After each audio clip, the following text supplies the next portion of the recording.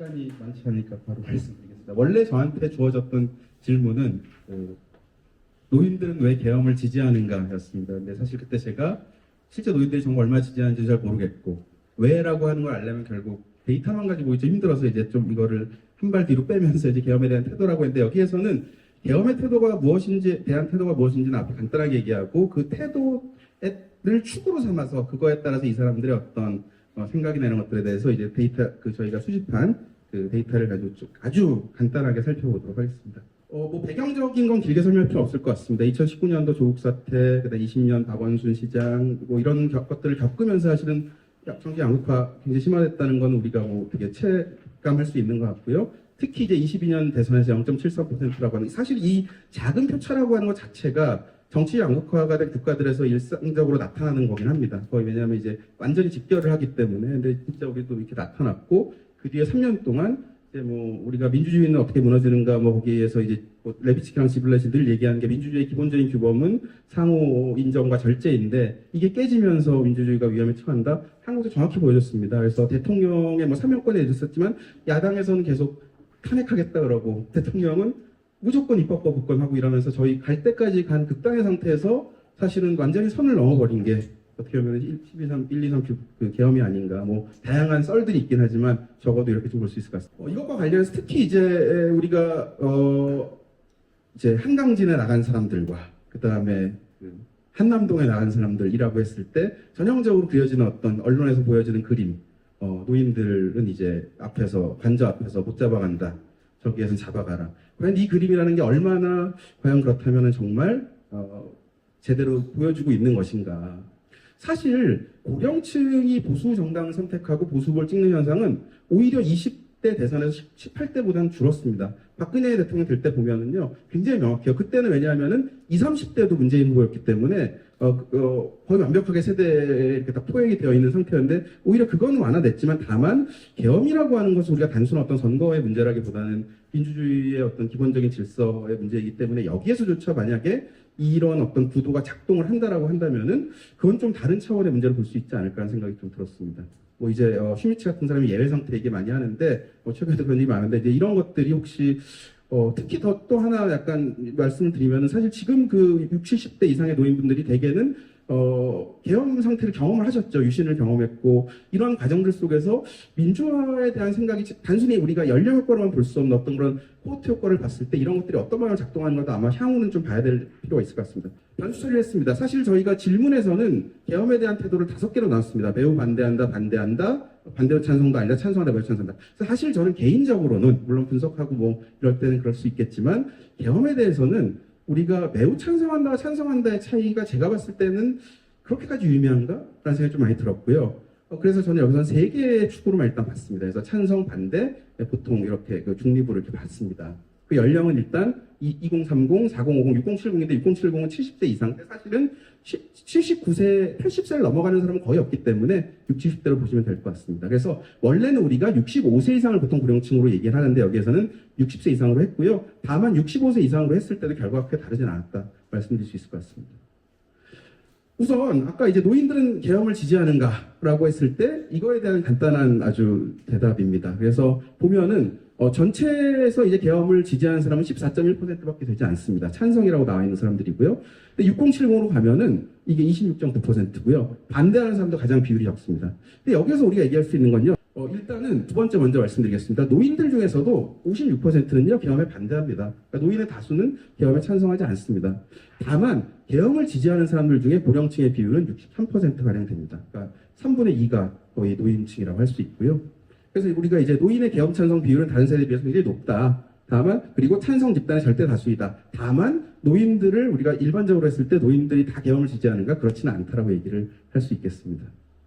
자, 여기에서 한 가지만 좀 말씀을 드리고 가겠습니다. 이거는 뭐 제가 이 분석에서 이거를 뭐 직접적으로 가져오진 않았지만 계엄에 대해서 중립 입장은 무엇인가라고 하는 겁니다. 근데 사실 우리가 계엄 같은 극단적인 상황은요 반대하지 않고 중립이라는 건요 사실상 둘 중에 하나를 골라라고 하면 찬성을 할 가능성이 높다고 저는 생각합니다. 실제로 이 중립인 사람들의 다양한 지표들, 예를 들어서 정권에 대해서 얼마나 이 사람들이 지지하는가, 탄핵에 대해서 얼마나 찬성하는 부분이 정말 압도적으로 탄핵에 반대하고 윤석열 정권 3년 그래도 잘한 편이고 그다음 정당은 국민의힘이고 이런 게 굉장히 많습니다. 그래서 일단 여기서 중립인 사람들은요, 일단은 계엄은 그래도 선 넘었지라고 하면서 잠깐 와 있긴 하지만 만약에 극단적인 상황에서 둘 중에 하나를 골라야 한다면은 사실 반대보다는 찬성 쪽에 조금 더 가깝다. 물론 우리가 그걸 일반화할 수는 없겠지만 그런 측면으로 보이기 때문에 우리가 아까 앞쪽에서 봤던 찬성과 반대라고 했을 때 우리가 중립이라고 하는 비율을 사실 어디에 둘 것인가? 이 사람들 과연 그냥 말 그대로 중립이기 때문에 안 볼 것인가? 이런 생각을 좀 해볼 필요가 있을 것 같습니다. 예.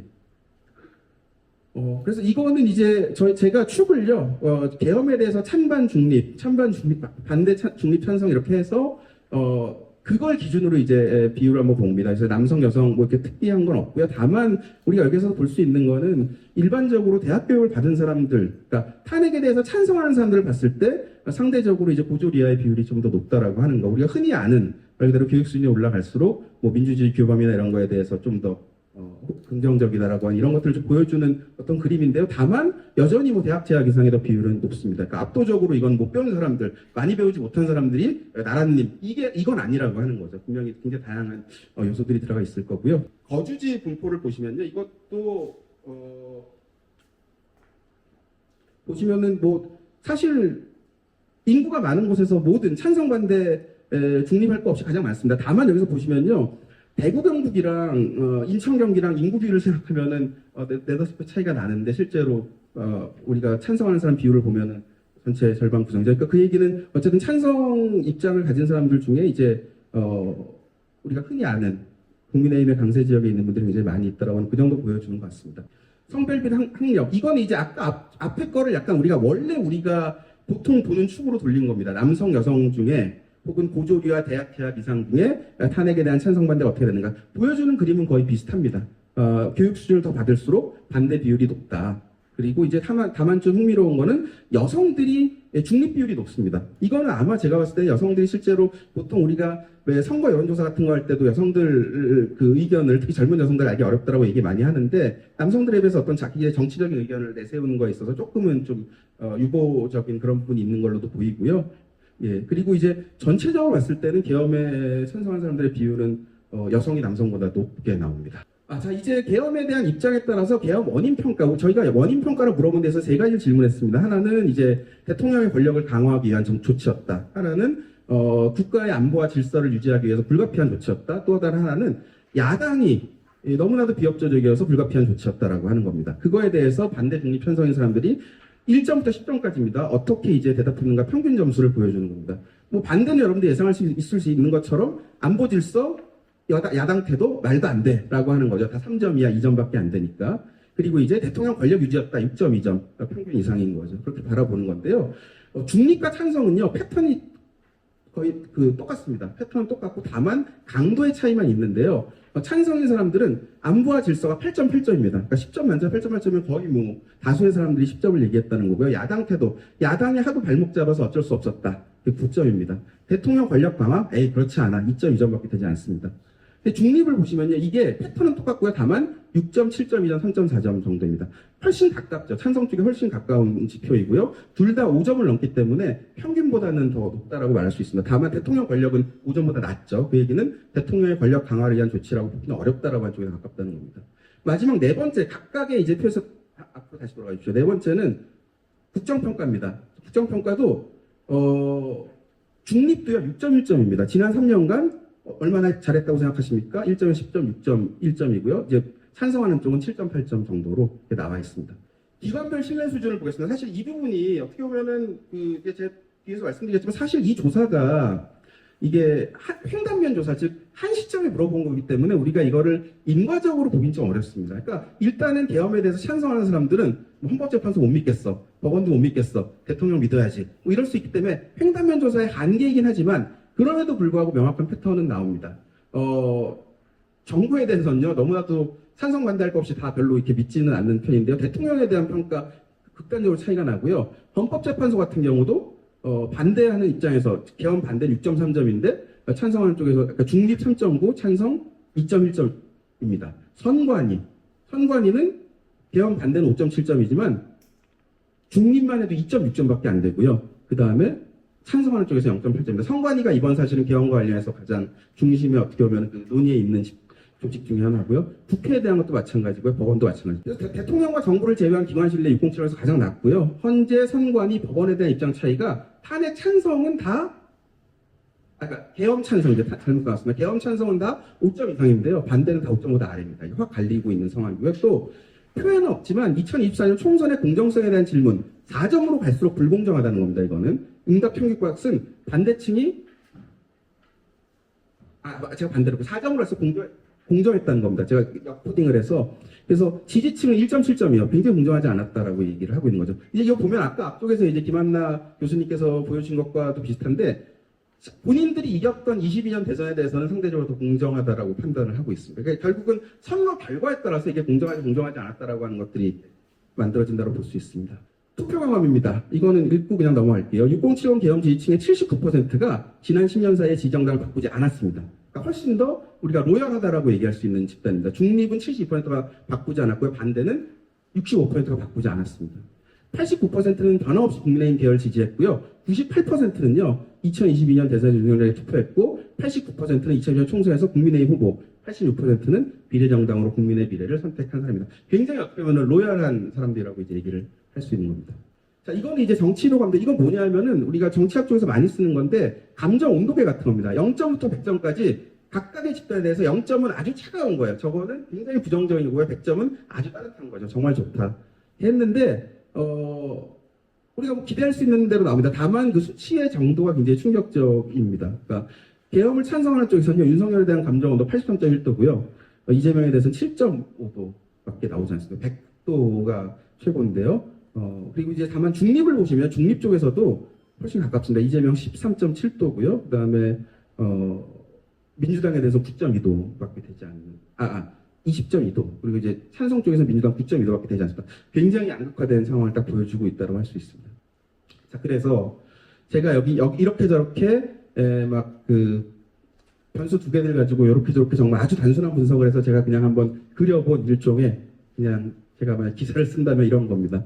계엄을 지지하는 사람들은 오래된 국민의힘 지지층이며 지난 대선에서 윤석열 후보를 찍은 사람들이다. 이들은 지난 3년간 윤석열 정부가 비교적 일을 잘하려 했음에도 민주당의 발목 잡기와 선거관리위원회의 믿을 수 없는 관리하에 치러진 문제 많은 2024년 총선의 결과 기존의 질서에서 국정 운영은 불가능했기에 비상계엄이 사회질서 유지를 위해 불가피했다고 본다.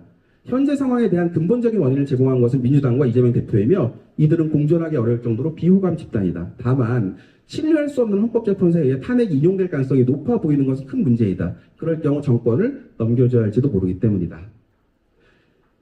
계엄지지 중립층도 찬성층과 아까 계속 말씀드린 것처럼 유사성을 보이고요. 6070 세대에서 계엄에 대한 적극 소극적 찬성 비율은 대략 40% 정도입니다. 이들이 향후 탄핵 결과와 대선 과정에서 입장이 다른 집단과 겪게 될 갈등의 수위는 상당히 높을 것으로 예상이 되고요. 무엇보다도 이러한 패턴이 일시적인 것이 아니고 지속된다면 정치의 악화는 더욱 심화될 것으로 보입니다. 그리고 아까 이제 한계는 이제 계엄에 대한 입장이 정부 지지 등 회고적인 평가를 비롯한 다른 문항들에 영향을 줬을 가능성을 배제할 수 없다는 것입니다. 그래서 이제 이런 여기서 나왔던 질문들을 사실 조금 더 우리가 분석적으로 보려면은 이제 노인들을 대상으로 해서 FGI도 해보고 이렇게 된다면 조금 더 그 심리를 알 수 있겠지만 많은 분들이 이미 다 아는 상황이지만 사실 이 계엄이라고 하는 것에 대한 찬성과 반대라고 하는 게 그 뒤에 탄핵 문제 그리고 대선 문제가 사실 복잡하게 얽히면서 우리가 정말 이분들이 진심으로 탄핵에 계엄이라고 하는 것에 찬성하는가라고 하는 것을 완벽하게 알기 좀 어렵습니다. 그래서 저는 그 숫자가 이렇게 높을 거라고 생각하지 않지만 사실 민주주의 위기 우리가 보통 백슬라이딩 얘기를 많이 할 때 저쪽이 승리할 바에는 차라리 우리 쪽의 사람이 민주주의 규범을 파괴해서라도 지키기 원하는 그런 식의 태도가 한국에서도 이제 좀 굳어가는 것이 아닌가 싶어서 약간 좀 우려스러운 눈으로 바라보게 됩니다. 이상입니다. 감사합니다.